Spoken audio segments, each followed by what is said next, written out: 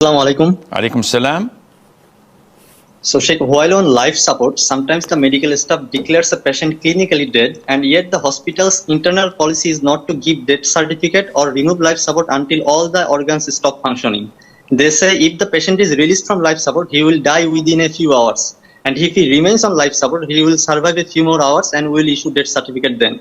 This makes the family members more confused about whether to remove life support or not. Also, life support is extremely expensive. So my question is, does clinical death mean the departure of the soul, or does the soul depart only when all the organs stop working?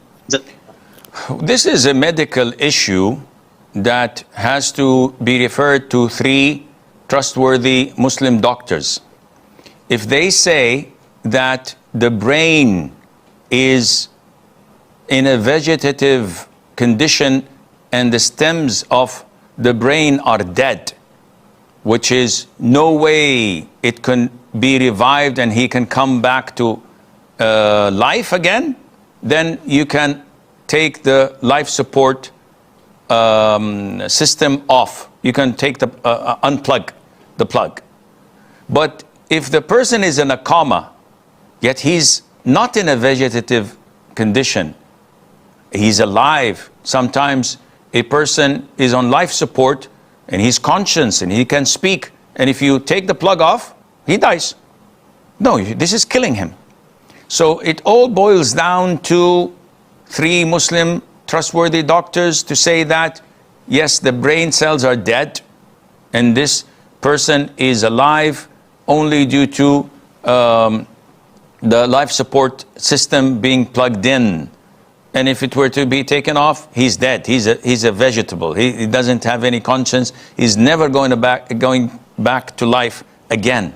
Yani meaning being sane and being able to live like a human being.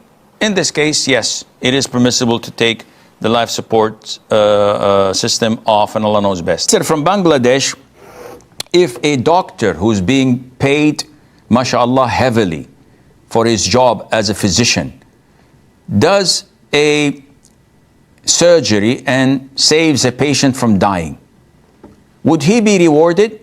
The answer is yes. Why wouldn't he be rewarded? If he did it for the sake of Allah, he would be rewarded. If he did it for saving a human being, he would be rewarded. Imagine, the Prophet ﷺ told us about a prostitute who went down into a well, filled her shoe with water and put it in her mouth. In another narration, it was a man. In another narration, it was a prostitute. She or he climbed up the well with the shoe in his or her mouth, only to give the water to a very thirsty dog, a canine. And the dog was grateful, and Allah Azza wa Jal forgave the sins of that individual. So the companions were shocked.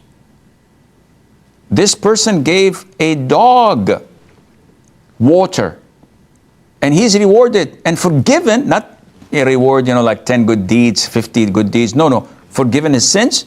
The Prophet said, yes, every moist liver, meaning a living creature, there is reward in it when you do something good. So definitely, if you save a patient, if it's for the sake of Allah, even if you're getting paid $100,000 a year, maybe this is, they charge this a month, I don't know. This is rewarded. If you do it just because you want to save people and help people, even if he's a kafir, you are rewarded for that, inshallah. His second question was about psychiatric illnesses and what to do when a psychiatrist prescribes medication for anxieties or bipolar, etc. illnesses. If the psychiatrist is a practicing Muslim and he knows what he's doing, this is permissible, because non-Muslims or non-practicing Muslim psychiatrists may prescribe medication for the least problem they see. Prozac is off the shelf. You can just prescribe it to anyone. And this is not realistic, not true. There are illnesses that can be cured by dialogue with the psychiatrist. He talks to you, he opens your eyes, he fixes the way you analyze things without any medication. So when you go to a psychiatrist, do your level best to go to someone who is authorized and someone who is a practicing Muslim.